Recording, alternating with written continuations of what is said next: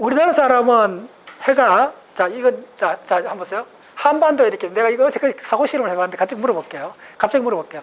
샌프란시스코 있는 사람은 일출을 어디서 볼까? 어느 쪽에 일출이 돼 있을까? 자, 샌프란시스코 이쪽에 태평양이잖아요? 이쪽에 저 미국이잖아요? 그럼 샌프란시스코 있는 사람은 일출이 어디서 뜰까? 갑자기 물으면 대륙에서 뜰까? 우리는 자 동해 바다에서 해 뜨는 건 내가 동해에서 살았기 알고, 자 서해 바다에서 해 뜨는 거 본 사람, 서해 바다에서 해가 뜨는 걸 볼 수가 있나? 우리 사람들 일반적으로 서해 낙조잖아요. 서해 낙조에 저 보문섬에 그 있잖아요. 그것도 가봤는데 서해 낙조 유명하잖아요. 서해하면 낙조고 동해는 일출이잖아요. 그럼 동해 바다에 자란 우리는 동해 바다로 해가 지는 걸 본 적이 없지, 당연히. 그런데 지금 헷갈리는 게, 헷갈려요, 이게. 서해 바다에서는 일반적으로 해는 지는데 서해 바다에서 해를 뜨는 걸 보는 데가 있다 그러잖아요. 그럼 어떻게 이걸, 뭐 어떻게 생각해야 되지? 자, 그럼 다른 쪽으로 한번 해볼게요. 자, 다시. 샌프란시스코에 있는 사람은 해가 어디서 뜨는가? 그 질문이 그냥 따져 묻지 말고 찾지 말고 본인한테 한번 물어보라고. 확신이 쓰는가? 한참 생각하고 따져보면 어떻게 답을 찾을 수는 있는데, 내가 질문은, 내가 동해바다 자란 사람은 말이 안 되지. 동해바다에서 뜨고 난 한 번도 해가 바다에 지는 걸 본 적이 없으니까요. 대체 동해바다 자란 사람은. 그런 것처럼 만약에 여러분들이 묻지 말고 직감적으로 샌프란시스코인 사람이 해가 태평양에서 뜨는지 혹은 미국 대륙에서 뜨는지, 아테네에 있는 사람은 해가, 아테네에서 조금이나 바다가 있잖아요. 해가 어디서 뜨느냐 이거요. 그렇죠. 그래서 이제 무슨 말 하고 싶으면, 그래서 오리엔트란 말이 거기서 나왔다는 거예요. 그래서 자, 이 무슨 말 하고 싶으냐면, 동서라는 개념이 여러분 생각이 그렇게 자명한 게 아니라는 거예요. 다시 한번 이야기해요. 이게 진짜 무서운 이야기예요. 동서라는 개념이 해류를 공부해보면 어마어마하게 헷갈려요. 그러면 항상 뭘 기준으로 했느냐 이걸 묻잖아요. 그런데 잘 들어보세요. 뭘 기준으로 했는가 더 따져보면 기준이 여러 것이 있을 것 같은데 그렇지 않다는 걸 또 알아요. 알게 돼요. 왜냐하면 지구가 여러 군데 기준이 있으면 지구가 이렇게 돌다 이렇게 하는 거 아니잖아. 지구는 항상 한 방향으로 돌잖아. 이러든 그 두 번째 따져 묻고, 지구가 이렇게 돌다 이렇게 하지 않잖아요. 한 방향으로 돌잖아요. 그러니까 우리가 보통 동선, 남북은 좀 다른 이야기인데 동서는 이게 여러분들 생각하는 것처럼 간단한 개념이 아니라는 거예요.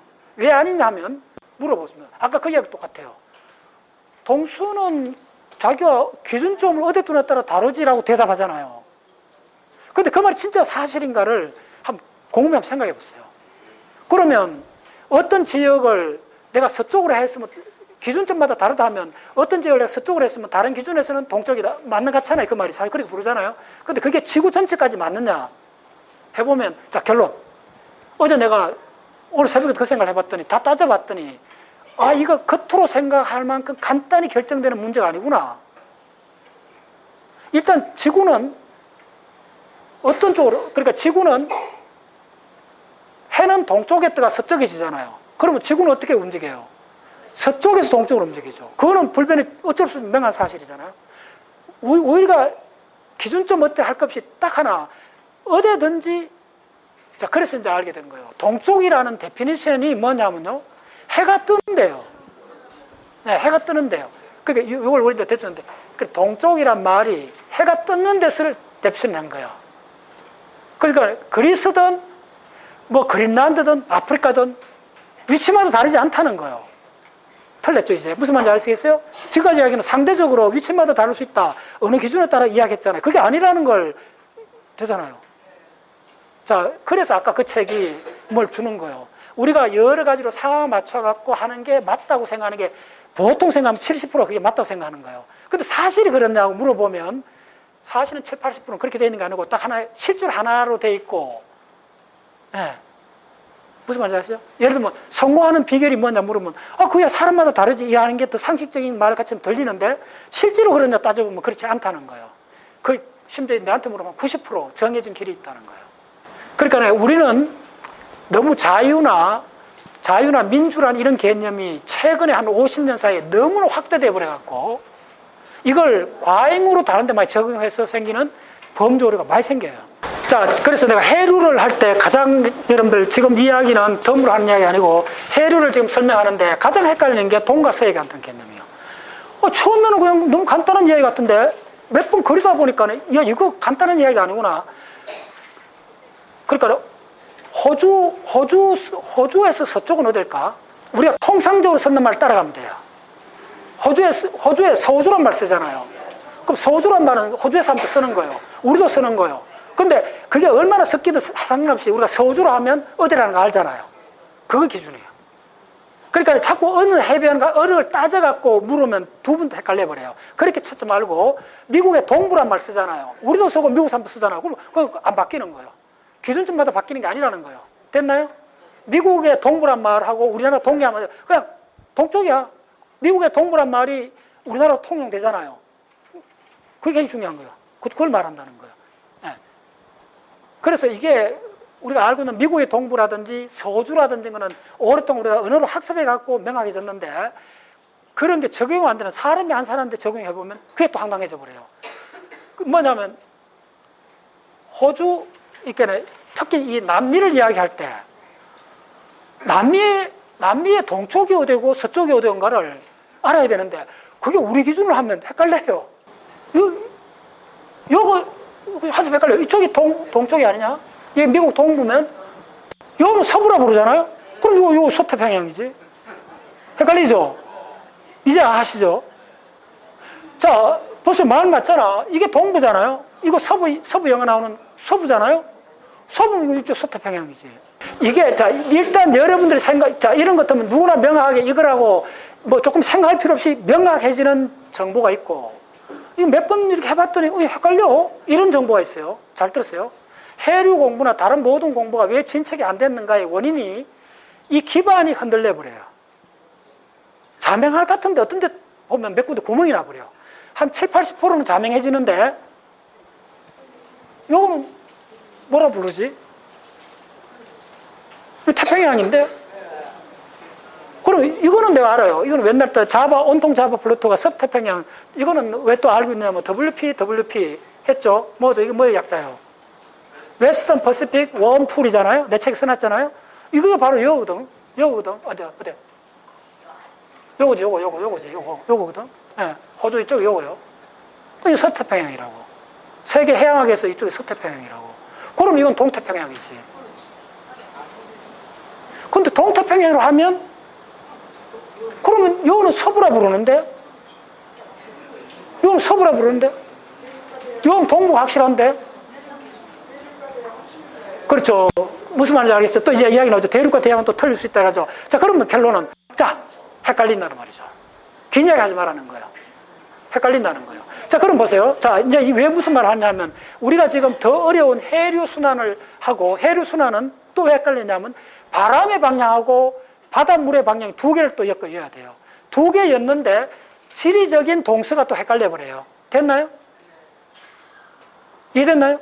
삼중으로 헷갈리기 때문에 해류를 제대로 된 그려놓은 지도도 없고 일반으로 물어보면 뭐야 헷갈려 버려요. 그래서 어떻게 해야 되느냐 하면 어디서 헷갈리는가 처음 헷갈리는 거 완전히 장악해야 돼요. 안 되면 암기를 해버려야 돼요. 헷갈리지 않을 때까지 암기를 하고 그 다음 정보를 옮겨야 돼요. 근데 우리가 지금까지 모든 학습을 어떻게 했냐면 밑에가 확립되기 전에 온갖 이야기를 해버린 거예요. 그 밑에 슬라이딩 해버리면 빌딩이 다 무너져 버려요. 오케이? 자, 그래서 동서라는 게 여러분들 생각하듯이 그렇게 명확한 게 아니라는 거예요. 그러면 일부 명확한 데가 있다는 거예요. 오리엔트라든지 동유럽이라는 거라든지 서유럽이라는 거든지 서주라는 거든지 자 이런 걸 왜 명확해졌어요? 언어를 통해서 명확해졌을 뿐이라는 거예요. 오마이 사이언스. 됐나요? 세계 지도를 통해서 명확해진 게 아니고 우리가 명확해진 게 일상 용어를 통해서 명확해진 걸 지금 혼용하고 있어 생기는 거예요. 다 알잖아요. 우리나라 오리엔트란 말 다 알고 미국의 동부란 말 얼마나 들어봤어요? 미국의 서부 영화 많이 봤잖아요. 그래 미국의 서부 동부는 개별적으로 영화를 통해서 미국 문화를 통해서 개념이 들어왔어요. 근데 그걸 여기다 태평양 이쪽에 정하니까 뭐 붕쳐버리는 거예요. 아시겠어요? 이해되나요? 예. 그 결을 보라는 거예요. 그래서 공부는 순서가 있어요. 뭐부터 해야 되는가? 예. 여러분들 유튜브 보면 제가 책을 한 권 썼는데 사피엔스 책하고 저 총균세 그거 본 사람 있어요? 총균세는 지리학적 관점으로 본 책이요. 근데 그거는 지질학 관점이 하나도 안 들어가 있어요. 그래서 허점이 굉장히 많은 책이에요. 그래서 여러분들 들어가 보세요. 나무 위키 들어가 보면 총균세는 역사학자나 전문학자들은 거의 인용을 하지 않아요. 그러니까 일반인들만 이렇게 하고 하는 거예요. 여러분들 총균세는 한참 넘어 써야 돼요. 예, 총균세는 한참 넘어 써야 돼요. 이걸 알면 그거는 넘어 썼어요. 자, 무슨 이야기를 했습니까? 자, 해류를 하겠습니다. 자, 해류를 하기 전에 지금 내가 일부러 시간을 보냈던 건 뭐냐면 헷갈릴 수 있다는 거예요.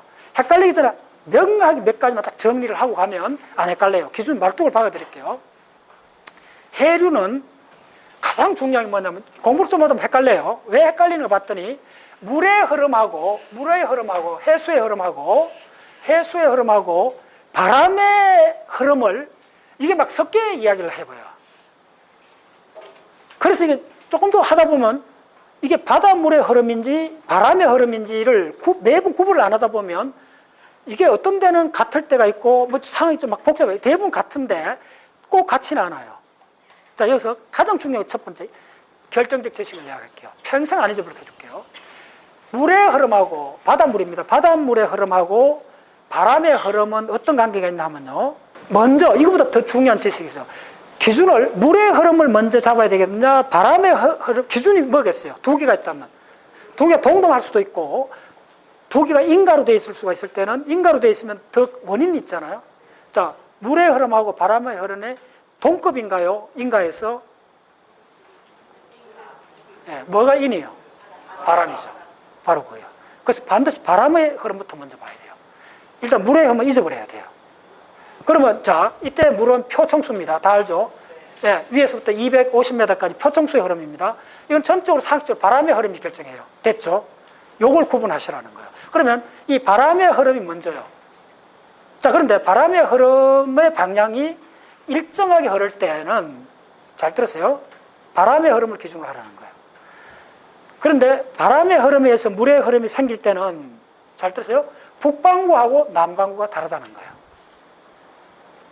자, 이거 100만 원짜리입니다.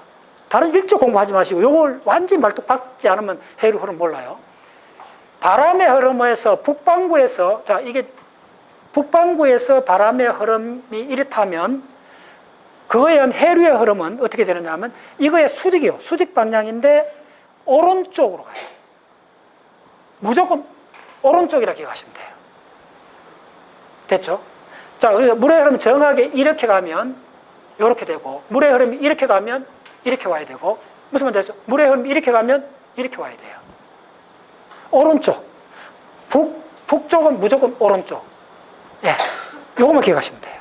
자, 반대로 남쪽은 남반구의 바람이 어떤 일정한 방향을 가지면 그에 의한 해수의 방향은 반드시 왼쪽으로 가요. 됐죠? 요러면 왼쪽. 또 남반구에도 이렇게 흐를 수 있죠? 바람이 이렇게 흐르죠? 그러면 이쪽이 왼쪽이 어디예요? 이러죠? 됐죠? 자, 이렇게 흐르면 나도 이거 오른쪽이지. 나도 헷갈리잖아. 이거 오른쪽이잖아. 일로 가야지. 됐죠? 다 해보라는 거예요. 반대가 된다. 자, 남반구에서 바람의 흐름이 이렇게 하면 이거에 의한 해수의 흐름은 어떻게 되죠? 왼쪽. 무조건 남반구 왼쪽. 왼쪽이니까 일로 와야죠. 요거 말하면 돼요.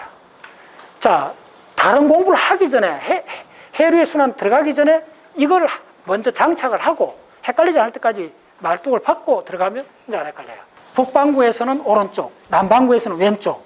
그럼 일정한 바람이 있느냐? 자, 그걸 찾아야 돼요. 일정한 바람. 자, 그러면 지구에 바람은 왜 불까요? 자, 그 문제부터 시작해야 돼요. 그래서 지구 자전은 두 번째요. 항상 공부를 할 때 제일 원인부터 찾아야 돼요. 지구 자전은 그거다 갖다 붙어줘요. 그 콜리 효과를 해갖고 전향력이라 해요. 그건 나중에 이야기예요. 가장 근본적인 모든 걸 해서 가장 위에 있어요. 위에 있는 걸 찾아야 돼요. 지구에 바람이 불까? 그렇죠. 온도 차죠. 그럼 연력학으로 넘어간다는 거예요. 네. 방향은 나중에 문제라는 거예요. 온도 차가 있는 걸 이거는 뭐죠? 항상 자연에서 있는 가장 근본적인 법칙이잖아요. 네.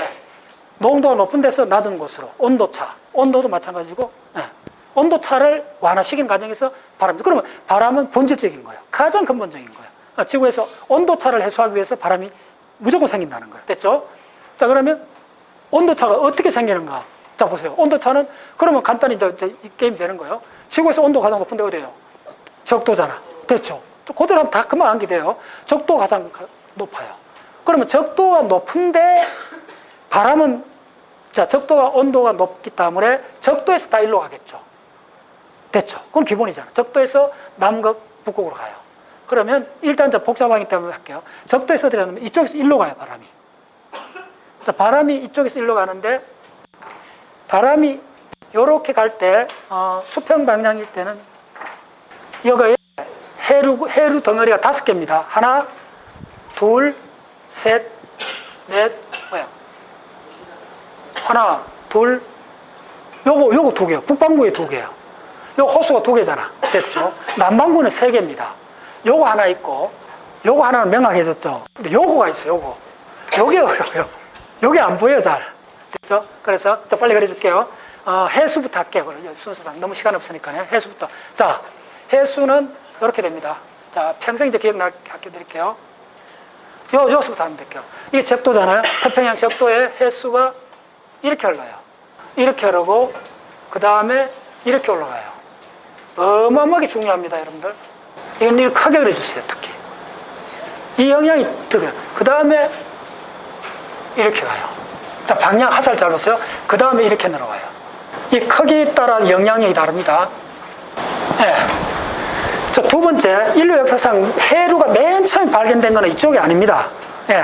가장 해류의 원조는, 자, 이거는 이만큼 그려줘야 돼요. 인류 역사에 가장 영향을 끼치는 해류는 딱 하나가 있습니다. 압도적으로. 멕시코 만류입니다. 멕시코 만류입니다. 그걸 여러분들이 멕시코 만류를 경험 안 해봤다면 아직 세계를 모르는 겁니다. 꼭 한번 경험해보세요. 멕시코 만류를 보면 진짜 이 해양학에는 공부를 해야 되겠다고 느껴요. 압도적입니다. 멕시코 만류는. 그게 어디냐 하면 이렇게 돼 있습니다. 이 정도입니다. 이렇게 해야 돼요. 그래서 어떻게 되느냐 하면 이것도 마찬가지로 다 이렇게 해주면 돼요. 이렇게 이렇게 되는데 여러분 해류 하나만 정확히 알아도 그 지리상의 발견, 산업혁명까지 역사를 보는 안목이 트입니다. 자, 대략 이렇게 돼 있고, 멕시코 만류는 진짜 충격적입니다. 한번 느껴본 사람은. 사실은 이 밑에까지 내려와야 돼요. 멕시코 만류가. 사실은 이렇게 돼 있어요. 이렇게 걸어요. 이번 목요일날, 다음 주 목요일날 줌에 들어오시면 멕시코 만류의 진짜 흐름을 내가 보여줄게요. 여러분들 멕시코 만류 하나만 알아도 서양 문화가 서양 역사의 한 30%를 느낌을 알 수가 있어요. 자, 하나 힌트 드릴게요. 오늘 오기 전에 이런 걸 찾아봐야 돼요. 오기 바로 전에 멕시코 만류를 최초로 누가 알았느냐? 언제 알게 됐을 것 같아요? 한번 개수해 보세요. 멕시코 만류가 지도로 최초로 그려진 해가 1769년입니다. 우리 동양에서는 웬만하면 공자왈 하는데 미국에서 공자왈에 해당되는 사람 딱 한 사람 있어요. 이거 내가 하는 비유 아닙니다. 유명한 그 비유입니다. 미국에서는 그 사람 말을 하면 우리 동양권에서 공자 이래 하듯이 그냥 다른 사람이 한 명 있어요. 누가 하는 사람? 벤자민 플랭클린이에요. 그래서 미국 사람은 벤자민 왈 하면 그냥 할아버지 이렇게 하는 거예요. 다른 거. 진짜 벤자민 그럴만 해요. 벤자민 플랭클린이 최초로 멕시코 만류를 알게 된 사람이에요. 왜 그런지 알아요? 벤자민 플랭클린 직업이 뭐였는지 알아요? 직업 중에 하나가 물론 인쇄공도 하고 다 했잖아요. 벤자민 플랭클린이 우체국장을 했어요. 놀랍죠? 우체국장을 하니까네 그 대서양에 화물들이 왔다 갔다 하잖아요. 소포로. 그걸 하는데 항상 이상해요. 또 어마어마하게 중요한 하나인데요. 그러니까 미국에서 샌프란시스코 LA에서 그냥 예를 들면 런던으로 화물을 보내는 거하고 이렇게 하는 게 어느 게 빠르겠어요? 이건 100만 원짜리 지식입니다. 이걸 처음 캐치한 사람이 벤자민 플랭클린. 이게 유럽에서 미국으로 가는 게 빠르겠어요? 미국에서 유럽으로 가는 게 빠른데 이 말이요. 일로 가는 게 빠르다. 손 들어보세요. 자, 이쪽이 빠르다. 일로 가는 게 빠르다. 그게 반반이네. 이쪽. 어디 많이 다녀본 사람들. 그래, 됐어요. 이게 빠릅니다. 어느 정도 빠르냐 하면요. 2주간 빠른데, 2주. 어마어마합니다. 비행기도 그렇고, 배로 갈 때 더 했습니다. 1700년 어땠냐면, 이게 왜 그러냐, 잘 들었어요? 이 물에, 그러니까 일로 가려면 왜 시간이 드느냐면, 물의 흐름이 일로 와요. 됐죠? 이제 그랬잖아요. 물의 흐름이 일로 와요. 일로 오는데 이게 뭐냐면요, 3노도, 시속 3노도로 물이 와요. 그때 계속 범선이, 전기선이 아니고, 도수로 쓰는 최고의 범선의 속도가 뭐냐면, 6노도예요. 6노도의 반 정도 속도의 반대 물결을 만나고 가야 돼요. 요 정확하게 뉴욕에서 홍콩까지 얼마 걸렸냐면요, 74일 걸렸어요. 그 정도인데 2주 끄면 상당한 날이잖아요. 네. 꼭 기억해놓으세요. 미국에서 유럽으로 가는 게 3노트의 반대 물결을 거슬러 가야 돼요. 자, 그럼 이걸 타임을 1400년, 1500년으로 돌리면, 대항해 시대로 돌리면 얼마나 중요한 정보겠어요? 아예 못 가요. 이 바람을 못 타면. 그래서 오늘 이 바람하고 이걸 서양사를 공부하기 전에 이것부터 먼저 하셔야 대항해 시대 무역이잖아요, 전부 다. 그게 왜 그렇게 되는 거 알아요? 이게 2주 차이나, 2주 동안. 이 해류가 한 방향으로 흘러서 그런 거예요. 오케이. 그래서 해류를 아는 거는 진짜 뿌리예요, 뿌리. 자, 그 다음에, 이름 한꺼번에 적어 드릴게요. 이름 어렵습니다. 자, 이쪽에는 셀이 3개입니다. 셀이 3개인데, 자, 이쪽도 그림 방법, 이게 적도 요걸 중심으로 해야 돼요. 이쪽은 동일해요. 물은 일로 가요.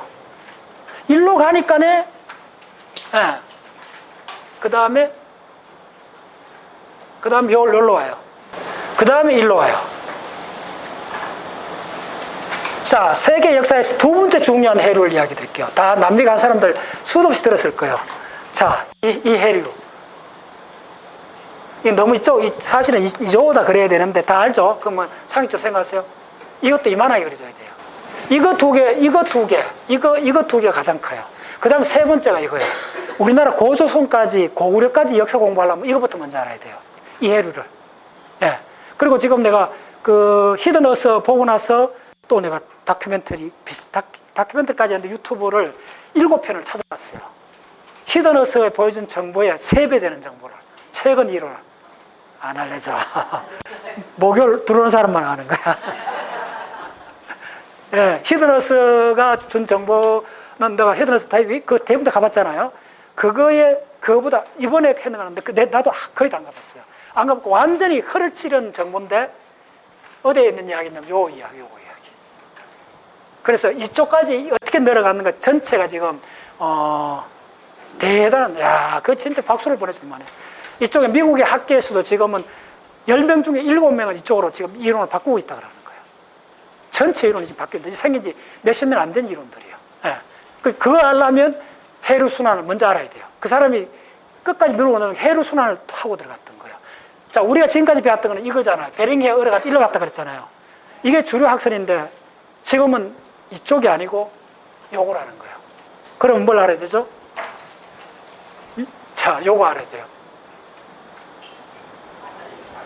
예. 그 다음 요거, 감차카. 그 동영상을 보면 뭐 이쪽에 온도하고 수온하고 정보를 제시하는데 입이 딱 벌어져요. 예. 우리나라 봄날 같은데요. 우리 이제 어마어마하게 추울 것 같아가 접근 못할 것 같죠? 예. 근데 우리 사실은 아이슬란드 가갖고 견딜만 했잖아요. 우리나라 깡추위보다 견딜만 했잖아요. 예. 똑같다는 거예요. 이 길이 아니라는 거예요. 이 길이 아니고, 요렇게 해서 요 길로 갔다는 거예요. 그러니까 이 해류, 이것 때문에 그렇다는 거예요. 해류 모르고는 지금 세계에서 공부를 할 수가 없습니다. 예. 그래서 내가 오늘 긴급 그 책을 선정해놨는데, 이번에 그 책을 보시면 굉장히 감 잡을 거예요. 예. 오케이. 자, 됐어요? 이 해류가 진짜 어마어마하게 인류 역사에 영향을 끼친 중요한 해류죠. 예. 그 유명한, 훔볼트 해류. 그 다음에 이름이 3가지요. 훔볼트, 페루, 또 뭐 하나 있지. 예. 됐어요? 자, 그 다음 요까지. 요거는, 요까지는 사람들 웬만하면 알아요. 대부분 사람들 알아요. 근데 요거하고 요거에 좀 어려워요. 요거는 어떻게 되느냐 하면, 요도 이렇게 돼 있어요. 그 다음에, 이렇게 늘어오고, 이거 중요해요. 이렇게 늘어오고, 그 다음에 이렇게 가고, 요거 이쪽도 중요해요. 무조건 사각형으로. 그래서 이쪽 한참 붙어야 되는데 다 알죠? 다 알죠? 됐죠? 얼마나 아름다워요. 멋있잖아요. 세계 지도를 그릴 수 없으면 이걸 할 수가 없다는 거예요. 예. 자, 그 다음에 요거는 좀 어려워요. 이쪽은 저걸 돌려야 돼요. 그럼 이쪽하고 연결돼 있죠. 예. 그걸 이제 같이 보시라는 거예요. 이거 셀을 하나 그려줘야 돼요. 이것도 빨리. 됐어요. 예. 얼마나 아름다워요. 전 세계 해류 5개. 이렇게 사각형으로 그리는 지도가 없어요. 세계 지도를 이렇게 그리지 않았기 때문에 모든 해류는 곡선을 그려놨고, 보면 머리가 아파요. 골치 아파요. 암기할 수 없어요. 자, 지금부터 이름 붙이면 돼요. 자, 이름 붙이는 것도 아주 간단해요. 예. 자, 여기서부터 해보겠습니다. 이름이 어떻게 되냐면, 간단해요. 자, 요거는 태평양 해류요. 태평양 해류인데, 요거는 서던 퍼시픽. 같이 대칭으로, 어떻게, 묘는 어떻게 되죠? 노스. 네, 북태평양 해류요. 됐죠? 자, 이하 동문, 서던 퍼시픽. 자, 이게 혹시 이름 아는 사람? 그렇죠. 이게 그 이름 쿠로시오예요. 일본말로 뭐라 그러죠? 한자로 흑조라 그래요. 쿠로시오. 쿠로가 금다는 말이잖아요. 예. 이게 바로 그 유명한 쿠로시오입니다. 반드시 기억하세요. 이게 쿠로시오예요. 쿠로시오. 자, 쿠로시오 해류고, 우리나라 역사에 어마어마하게 중요합니다. 예. 예. 대만에서부터 쭉 해갖고, 유구, 제주도 해갖고, 어디까지 올라가냐면, 블라디보스토크까지 올라가요, 이게. 이게 바로 해삼의 길입니다. 해삼의 길. 오케이? 그래서 찾아놓으세요. 해삼의 눈물이라는 책이 있어요. 해삼의 눈물, 일본에 큰 상을 받은 책입니다. 유명한 책입니다. 바로, 그러면 그 책을 읽어보면, 이 해삼, 이게 고구려하고 막 다 연결돼갖고 어마어마한 이야기가 나옵니다. 일본 사람이 쓰는 책이요. 쿠로시오 해류입니다. 자, 그 다음에, 이쪽은 페루 혹은 훔볼트. 알죠? 훔볼트 해류. 네, 됐어요. 자, 요거는 어디냐면 캘리포니아 해류입니다. 캘리포니아 해류. 네, 됐어요. 자, 그까지는 안 어려워요. 자, 이게 그 유명한 멕시코. 예, 멕시코. 이거는 멕시코 커런트라 그래요. 멕시코 스트림으로 나와요. 해류란 말이 안 나와요. 예, 멕시코 말유라고 이렇게 하는데, 멕시코 스트림. 이게 왜 그러냐면, 해류라는 개념 아주 초기에, 1769년 해도가 나왔어요. 그리고 이걸 해도를 완성한 사람이 누구냐면, 그러니까, 벤자민 프랭클린 우천국장이니까 바다로 나가보진 않았을 거 아니야. 뭐 조금 가봤지만은, 전문적인 사람이 아니잖아. 바다에 대해서는. 근데 자기 사촌 동생이 포경업자였어. 진짜 내가 오늘 조사를 했는데, 어떻게 됐냐면, 포경업자들이 먼저 알고 있었다는 거예요. 뭐냐면, 이쪽에 캘리포니아에 고래 있잖아요. 알잖아요. 캘리포니아도 있고 고래가 있는데, 포경업자들이 바다를 쭉 이렇게 이쪽이나 다 다녀보면, 이 사람들 직업으로 수십 명 다녀보면, 고래가 없는 바닷물이 있다는 거야. 굳이 그 수역에 들어가면 고래가 없대. 그래서 그걸 알고 있었어요. 그래갖고, 자, 고래가 왜 없을까, 이쪽에. 그래서, 멕시코. 자, 요게 가장 핵심입니다. 이거는 무슨, 한류요, 난류요. 자, 대원칙 알려드릴게요. 바닷물 다 한류가 있고, 찬바다가 있고, 난류가 있어요. 지구상의 어획량의 거의 70% 이상이 한류에서 납니다. 됐죠? 이거 대전제입니다. 그럼 자, 질문. 이거보다 더 깊은 지식은 뭐예요? 왜 찬바다에 고기들이 많을까요? 어족들이 많을까요? 그 산소 용적량입니다. 산소가 많아요. 그래서 가장 의약량이 많은 데가 바로, 예, 남극입니다. 예, 다큐멘터리 나왔잖아요. 어마어마합니다. 남극 바다 밑에 의약량들이 크릴 세우고 있고. 자, 그러면, 자, 가장 뜨거운 바다는 물고기가 없습니다. 대원칙이. 자, 그럼 적도 이쪽에 거의 없죠. 그래서 여러분들 이제 뭘 할 수 있냐면, 그러면 적도가 이래 있다, 지구에 이제 아시아가 있고, 이거 태평양 이만 크잖아요. 그럼 남태평양 이 넓은 바다에 고기들이, 어족들이 거의 없다.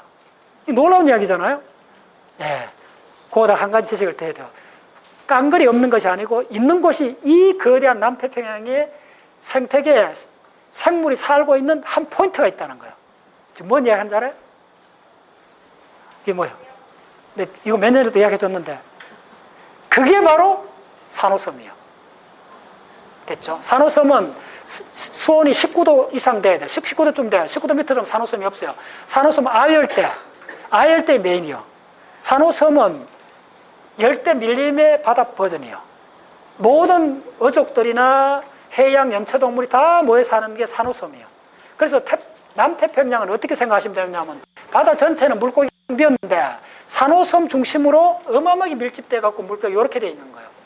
아시겠어요? 근데 이쪽에 북극이나 남극에 가면 산소가 많기 때문에 여기는 물고기 고래하부터 여기 다 있는 거예요. 됐나요? 오케이? 그래서 흰수염 고래가 어디서 생겼다? 예, 올리고스 때 바로 남극에서 생겼잖아. 예, 그거는 내 책에도 다 설명해놨어요. 예, 이제 공부가 뭔 좀 느껴지나요? 예, 반드시 손으로 그리고 무지하게 애를 해보고 이렇게 해서 하나 체득하는 거예요. 좋아요. 됐어요? 자, 한류는 산소 농도가 높아갖고 물고기가 어마어마하게 많다. 자, 그것만 기억하면 돼요. 그러니까, 이거, 당연히 물고기 왜 없냐? 다 따져보면 플랑크톤부터 가는 게 있겠죠. 새우도 없고 하니까 고래가 요거 있을 이유가 없죠. 그러니까 포경업자들이 당연히 알겠지. 이쪽 들어가면 고래가 없다. 그 이야기하고 우편물이 늦게 오는 거 하고 이제 결합하니까 이 사촌 형제끼리 이제 머리 맞대고 이거 어떻게 된 거냐. 그래서 포경업자 막 모아갖고 지도를 그리기 시작했던 거예요. 그래 나온 게 바로 1969년도 바로 인류 역사 처음으로 해류에 대한 세계 지도가 나온 거예요. 요거 나옵니다. 목요일 날 내가 원본을 보여줄게요. 자, 그런 걸 딱 보면, 아, 이게 멕시코 만류가 진짜 대단하구나. 자, 됐죠? 오케이. 자, 됐어요. 자, 이제 또 정리해보세요. 한류에는 물고기가 없다. 대원칙. 두 번째, 그렇지, 난류. 자, 잘 땄어요. 그 다음에, 난류에는 반드시 뭘 연결해야 되냐면, 저기야. 그쵸? 당연하지. 자, 바다가 있는데, 자, 난류는 뜨겁잖아. 뜨거우면 전기탕이 되잖아. 전기탕이 되면, 여기 물이 정발에 올라가죠. 예. 바로 저기압이 돼요. 나중에 다른 거하고 비교하면 지금 당장 오지 않아요. 바로 난류는 저기압으로 생각하시면 돼요. 한류는 뭐냐 하면 꼭 한류에서 핵심은 한류는 고기압입니다. 됐죠? 한류는 차고 고기압이면 어떻게 되느냐 하면 잘 들으세요. 고기압이면 자 적도에 해가 쬐면 정발하잖아요. 그러면 저기압 구름이 올라가요. 올라가면 비가 돼요. 그래서 적도는 1년에 200일 이상 비가 와요. 매일 비가 와요. 거의 비가 오는데 그러면 올라가면 식어갖고 밀도가 높아지죠. 식으면 이게 고기압으로 바뀌어요. 식으면 밀도가 높아지면 고기압이 되잖아. 그럼 이동을 해요. 뒤에 설명드릴게요. 이동을 해갖고 남미 쪽으로 늘어와요. 남미로 늘어오면 남미 쪽에 와요. 자, 이거는 가장 중요한 시간 없는데. 자, 이쪽에 제가 해줄게요. 지금 여기에 있는 바닷물이 해류가 일로 갔잖아요. 자, 빨리 간단하게 설명하면 돼요. 여기 있는 바닷물이 일로 갔어요. 표층 바람에 의해갖고. 됐죠? 그럼 이 바닷물이 줄어들었잖아요? 그러면 이걸 채워줘야 되잖아요? 어디서는 이어서 밑에서 남극 바닥에서 물이 일로 와서 올라와요. 그걸 용성류라 그래요. 그러면 차가운 바다가 생겼잖아요? 네, 차가운 바다가 생기면 이쪽에 고기압이 돼요. 고기압에는 정발을 하지 않잖아요. 정발을 하지 않으면 비가 안 오죠. 그래서 아타카막이 생긴 거예요. 따라오셨나요? 간단히 이야기가 돼요. 지구상에서 가장 건조한 사막이 생긴 이유가 뭐냐면 남극의 저층수가 남극의 찬바다가 바로 훔볼트가 바로 한류입니다. 한류가 왜 이렇게 올라오는가 핵심입니다. 이쪽이 적도잖아요. 적도에 뜨거운 바닷물이 일로 밀려갔잖아요. 그러면 바닷물이 줄어들잖아요. 계속 줄어들잖아요. 그러면 그걸 밑에서 올라온 용성이 채워 넣어요. 그럼 이건 찬바다잖아요. 찬바다처럼 고기압이 됐죠. 구름이 안 생긴다는 거예요. 그 비가 안 오는 거예요. 요거에 갔는 요 도시 하나가 가서 내가 현장에서 이야기 들었는데 100년 동안 비가 한 번도 안 온 도시도 있어요. 아시겠어요? 자, 그런 데 가면 진짜 살떨리게 이런 지식을 알게 돼요. 그래서 이거는 워낙 극명합니다. 됐어요? 자, 요게 브라질 해류요. 브라질 해류. 요게 어렵습니다. 요거 내가 어제 암기하는데 좀 시간 들렸어요. 요게 어려워요. 여기 아프리카, 자, 이제 이게 아프리카 동해안이요, 서해안이요? 서해죠. 그러면 자, 요게 바로 뭐냐면, 여기 한류요. 그래서 여기다 적었어요. 내가 어떻게 안겼냐면, 모히브, 나미브. 예. 이게 바로 그 유명한 나미브 해류입니다. 이게 그 유명한 나미브 해류입니다. 이거 여행 많이 봤는데 본 사람들, 나미비아. 예. 이게 바로 나미브 해류입니다. 이게 나미브가 아니고, 내가 착각해서 알려줄게요. 비밀을 알려줄게요. 이 해류는 나미브 해류가 아닙니다. 벵겔라. 이게 그 유명한 벵겔라 해류입니다. 그래서 이게 뭐 벵갈 이름에서 나왔나 해갖고 막 찾다가 왔어요. 못 찾았어요, 아직. 벵겔라, 정확히 이름 벵겔라요. 벵겔라 해류입니다. 근데 왜 나미비가 나온 거 지금부터 중요합니다. 잘 따라오셔야 돼요. 지금부터. 자, 요거는 뭐였어요? 요거 어렵습니다. 혹시 아는 사람? 요거 있는 섬 이름 하나에서 왔어요. 여기 유럽에서 가장 유명한 천문대가 여기 있어요. 대항해 시대의 책을 좀 본 사람은 이거 쪼매는 섬 이름 뭐 알 거예요? 무슨 새 이름하고 비슷해요. 카나리 해류요. 요 카나리 섬 여기 있어요. 굉장히 커요. 유명합니다. 여기서 이쪽 세력들이 카나리 섬을 먼저 점령을 하고 일로 내려와요. 그 다 알아야 돼요, 여러분들. 카나리 해류고. 자, 내가 무슨 이야기를 하고 싶은지 하면 잘 들으세요. 이게 사우스 퍼시픽이 아니고, 요거는 그 적도 해류예요. 적도 해류인데 이게 북적도 해류. 무슨 말이죠? 남적도 해류예요. 밑에가. 그래서 헷갈린 거예요. 이게 남적도 해류예요. 자, 이제 말이 되죠? 적도는. 됐어요. 자, 빨리. 자, 그 다음 빠진 거 어디 있죠? 예. 자, 중요한 거는 서안류입니다. 동안류, 서안류라는 개념인데, 자, 이게 서안류예요. 서안류. 요게 서안류. 자, 여기서 가장 중요한 해놓고 한꺼번에 할게요. 여기서 가장 중요한 거는 이 해류 중에 난류도 중요하지만 한류가 3배 이상 중요합니다. 왜 그런지 알아요? 혹시 아는 사람? 한류가 왜 중요한지 지리학에서 난류보다 한류가 더 중요해요. 지형을 공부하는데 가장 중요한 것가 이거하고 80% 링크되어 있는 게 있어요. 바로 사막이요. 이렇게 적으면 돼요, 여러분들. 한류라 적고 사막이라 읽으면 돼요. 오마이 사이언스. 됐나요? 네. 이제 비밀이 풀려요. 특히 남반구에서는 90%예요. 자, 그러니까 한류하고 사막이 링크되어 있다. 왜 그래? 비가 안 오잖아. 이제 됐죠? 이건 무조건 고기압. 이렇게 하면 돼요. 고기압. 그럼 구름이 안 생기죠? 그럼 비가 안 오죠? 그러면 북쪽이든 남쪽이든 이 현상이 생기면 무조건 사막이 돼요. 오케이, 그래 볼게요. 세계 사막이 어디에 분포했는가 한꺼번에 다 합니다. 얼마나, 모나미를 그냥 놔둬야 돼요, 모나미. 모나미가 왜 내가 모나미가 아니고 뭐랬어요? 모나벤. 이게 바로 사막 이름입니다. 캘리포니아 간 사람 알 거예요. 캘리포니아 유명한 사람이 뭐냐? 모하비 사막이요. 됐죠? 그 다음에 아프리카에 있는 남쪽에 있는 사막이 나미브 사막이요. 안기가 굉장히 어려워요. 그래서 여기 뭐죠? 벵갈라 한류요. 굿. 됐나요? 자, 사막이 어딘가 보여줄게요. 이제 사막은 반드시 해류를 공부하고 나면 사막은 자동으로 따라오는데 우리가 이게 연결 안 하고 공부했잖아요. 그러니까 2개 다 안 되는 거예요. 됐어요? 자, 사막. 자, 우리가 갖는 사막. 예. 자, 우리가 갖는 사막. 지구에서 가장 강한 사막이 여기 있죠. 아타카마. 자, 그럼 아타카마하고 누가 상대? 요거. 야가 만들어준 선물이요. 아타카마는. 됐나요? 한류라는 거예요. 좀 파란 거 할 거는. 이제 뭐가 보이나요? 바로 아타카마 사막은 훔볼트 한류의 선물입니다. 예. 사막이 왜 만들어지는가 이제 알 때. 자, 2번째 사막은 세계에서 가장 큰 사막은 뭐죠? 사하라 사막이요. 그러면 사하라 사막은 누구의 선물이냐 하면 사하라가 요거 있죠. 누구의 선물이냐 하면 요게 한류요. 까나리아 한류의 선물이요. 오마이 사이언스. 물론 요 엄밀히 말하면 다른 팩터도 있어요. 그건 2번째. 그거는 헤들리 순환이 해갖고 그거는 잠깐 쉬다가 설명드릴게요. 그게 이제 좀 더 많고, 요거 카나리아 해류가 직접 영향을 줘요. 요게 한류예요, 한류. 요게 참바다.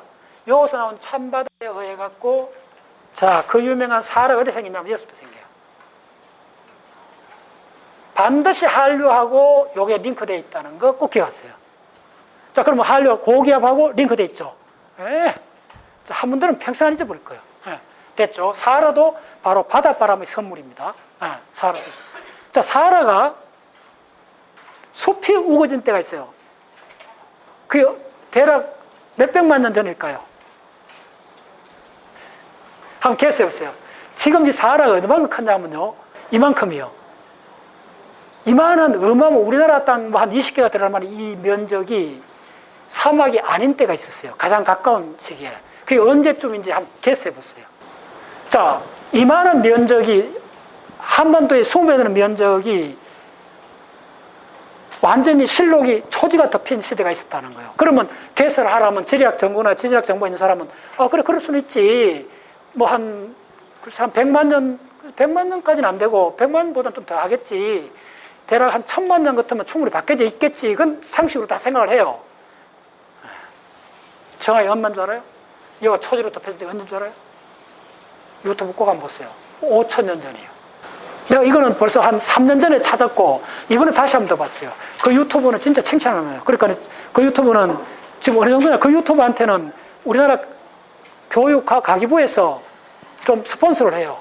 워낙 잘하니까네. 예, 스폰서 해줘요. 그 유튜브가 한, 그 사람이 만든 게 한 200~300개 넘는데, 물론 한 그룹일 거예요. 진짜 잘 만들었어요. 내가 그거 보면서 입이 딱 벌어져. KBS 다큐멘터리 1시간 보지 말고 그거 10분짜리 보는 게 훨씬 빨라요. 지금은요, 내가 얼마 전에 다른 대학 교수들 만나 이야기했는데, 대학 교수들도 거의 유튜브 쪽으로 다 기울어졌습니다, 벌써. 예. 우리나라 지식의 상층부에 있는 사람들이 유튜브에 전향하고 있습니다. 바로 명확한 증거를 댑니다. 그 유튜브가 전부 논문을 바탕으로 유튜브 만드는데 5000년 전만 해도 얘가 초지로 덮여 있었어요.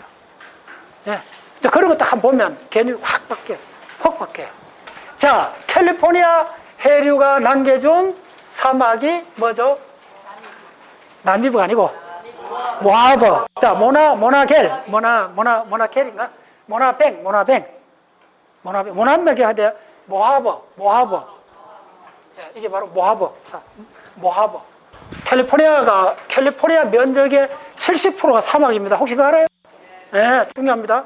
캘리포니아 면적의 70%가 사막입니다. 그게 바로 캘리포니아 이 해류가 만들어준 모하비 사막입니다. 더 중요한 건 캘리포니아 면적의 70%가 사막입니다. 모하비 사막.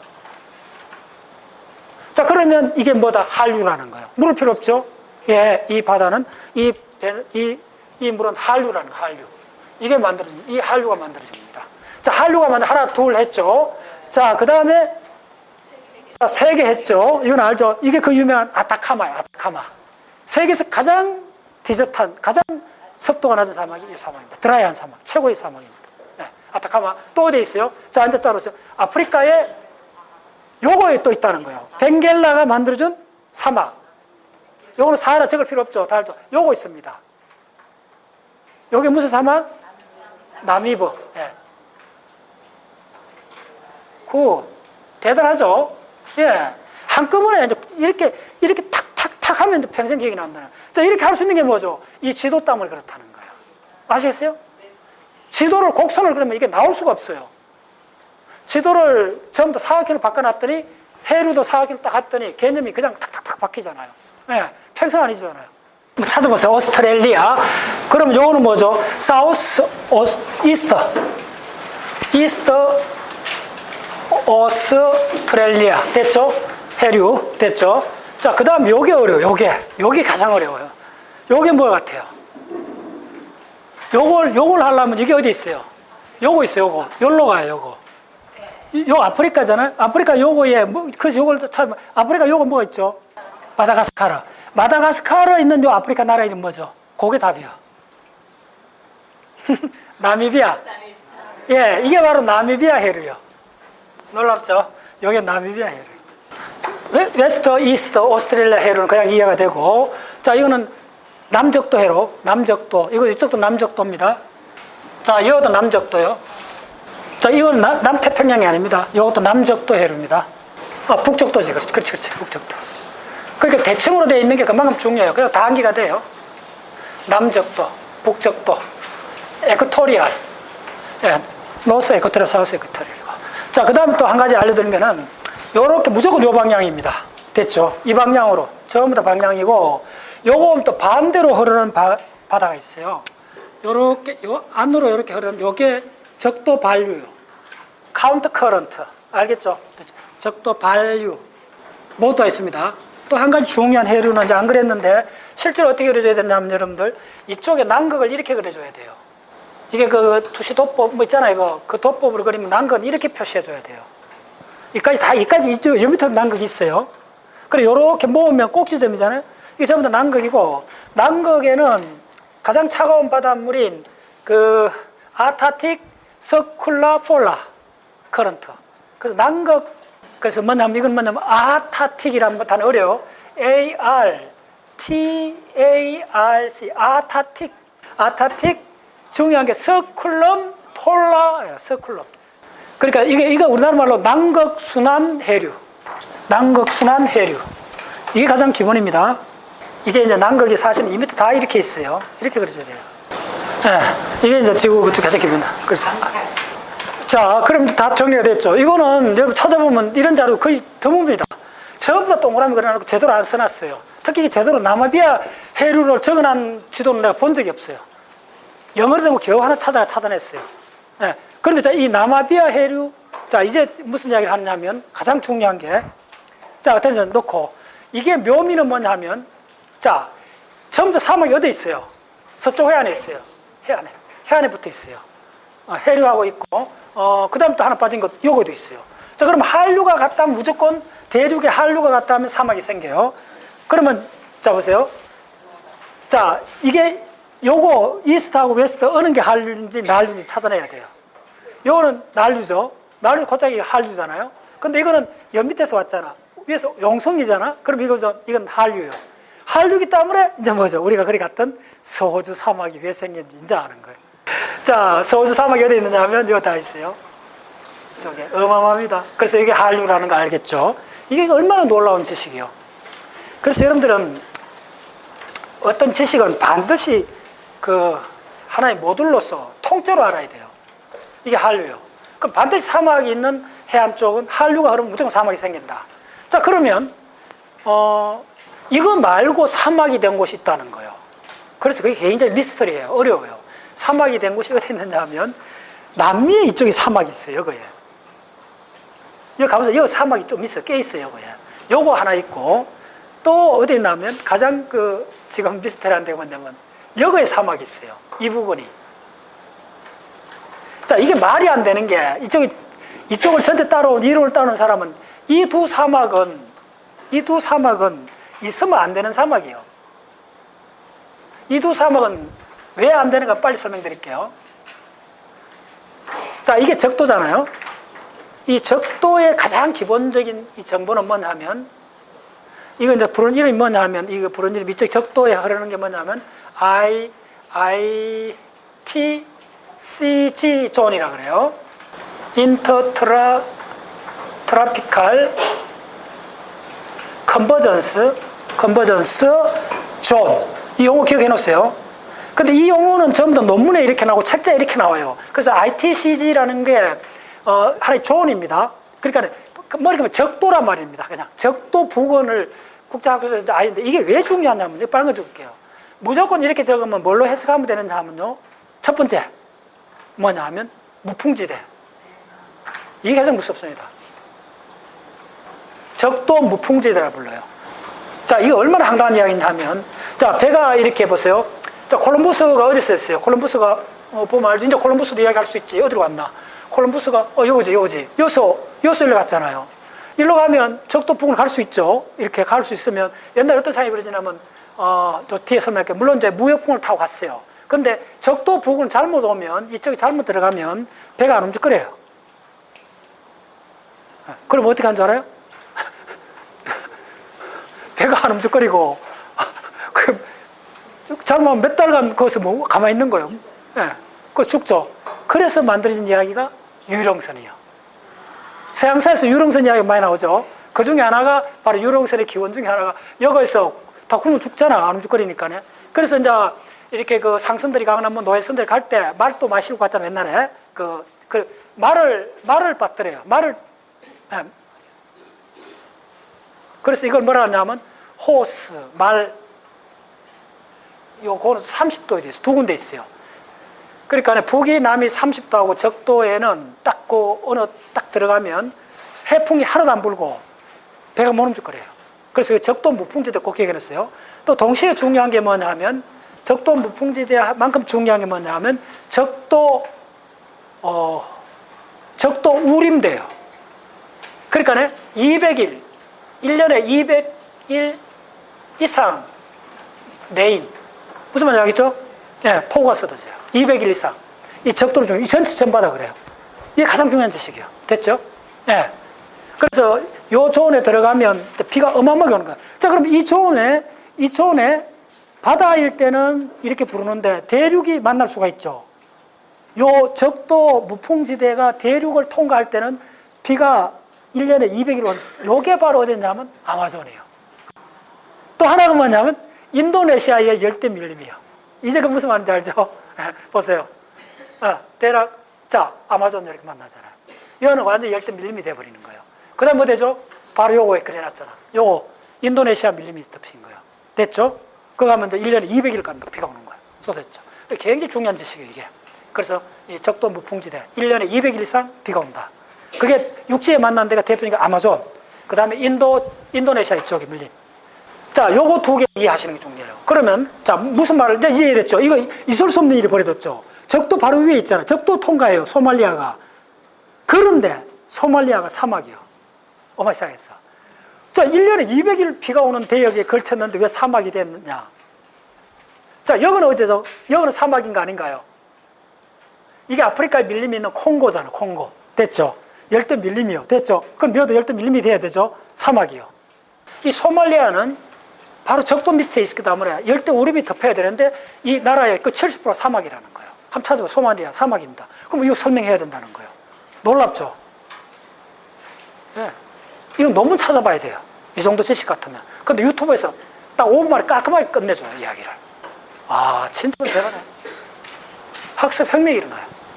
그래서 왜 그랬냐면, 잘 들으세요. 이 적도, 그러니까 인터트라픽 컨버전스 존, 요 밴드가, 요게 밴드인데, 야가 고정되어 있는 게 아니라는 거예요.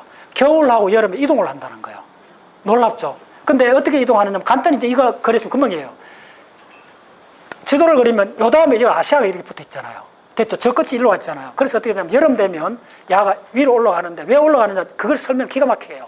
여기 아시아 대륙이 있잖아요. 그러면 자, 비열 알죠? 비열. 비열 뭐냐 하면 여름에 여러분들 한여름에 모래밭 그게 뜨거운 몸 밟잖아요. 근데 새벽에 가보면 시원하잖아요. 뭐냐, 모래는 금방 식었다 금방 차가워지잖아요. 그걸 비열이라 그래요. 그래서 대륙은 비열이 굉장히 커요. 빨리 더워졌다 빨리 식어요. 그러면 야들이 여름에 7월달, 8월달 떼햇볕을 받으면 아시아 대륙 전체가 뜨거워져요. 비열이 높아져요. 그럼 어떻게 되냐면 이 적도, 이건 뜨거운 밴드잖아요. 적도 밴드가 위로 올라와요. 아시아 대륙이 당긴다는 거예요.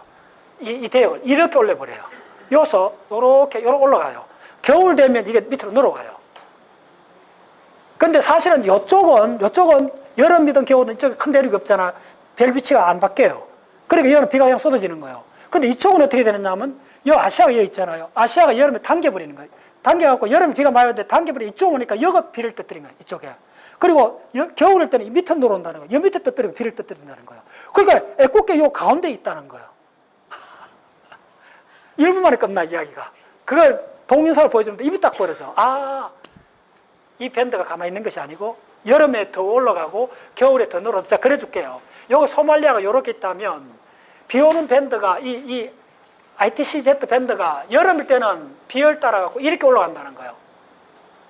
이렇게 올라가고 겨울에는 이렇게 내려온다는 거예요. 근데 이 갭이 너무 크다는 거예요. 애꿎게 요거에 소말리아가 박혀 있다는 거예요. 요거 비 오고 요거 비 오는데 요거 비 안 온다는 거예요. 자, 두 번째, 여기도 왜 사막이 되는가?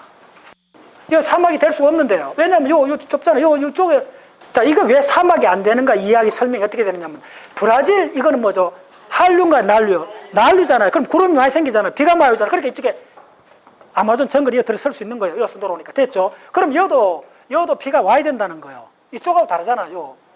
이쪽이 이 브라질 난류의 영향을 받기 때문에 저기에 비가 많이 생기면 이 사막이 없어야 되는 왜 있느냐 하니까네. 이 설명이 뭐냐면, 이게 너무 이쪽으로, 이 지도가 이렇게 오는데, 이어서 이게 이렇게 터닝하는데 일로 들어가기 힘든다는 거예요. 일로 안 들어간다는 거예요.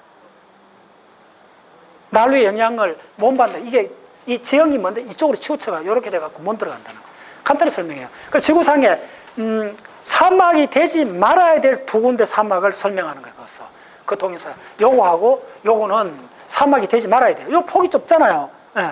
이쪽은 사막 아닙니다. 사실은. 그래 사막인데 기본적으로 가보면요, 우리 가봤어요. 굉장히 온대 지방이고 사막이 있을 수 없는데 요 일부 사막이 있다는 거예요. 예. 저 그거 이야기입니다. 자, 이쪽에 브라질이 왜 자 보세요. 이쪽은 사막인데 이쪽은 왜 열대 밀림이 됐는가 이해하죠? 90% 해류 때문에 그렇다는 거예요. 오마이 사이언스. 진짜 중요하죠. 예, 해류 때문에 그렇다는 거예요. 그래서 해류 순환은 전체적으로 다 보셔야 돼요. 오케이.